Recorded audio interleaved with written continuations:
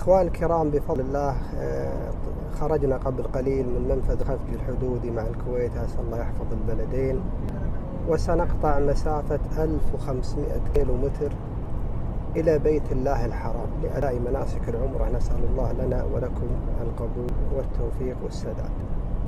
يا إخواني، سنقطع هذه المسافة في هذا الليل المظلم بكل أمن وأمان واطمئنان، ولله الحمد والمنة والفضل. لا نحمل سلاحا ولا نخشى أن يعتدي علينا أحد ولا أن يقوم أحد بقطع الطريق علينا، ونرى مظاهر الأمن في كل مكان، لا نرى ما يوحش ولله الحمد والمنة. 1500 كيلومتر لا نرى فيها آليات مدمرة، ولا نرى فيها آثار حروب، ولا جثث ملقاة هنا وهناك، ولا نرى ما يخدش البصر من المشاهد الموحشة. والله إن هذه لنعمة عظيمة لا يعرف قدرها إلا من حرم منها.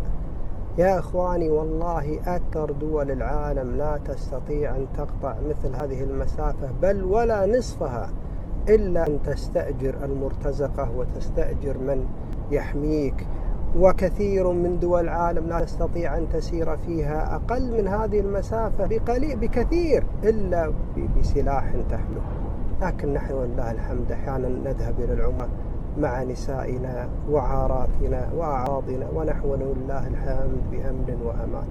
يا إخواني، علينا أن نحافظ على هذه النعمة وندرك عظيم قدرها. هذه النعمة لا يعرف قدرها إلا من حرم منها، ولهذا كان الأنبياء عليهم السلام يدعون الله عز وجل بتحقيق الأمن.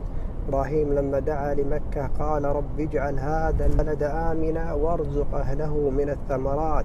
دعا بالأمن قبل الثمرات. لما؟ لأن الإنسان لو كانت عنده كل ملذات الدنيا لن ينعم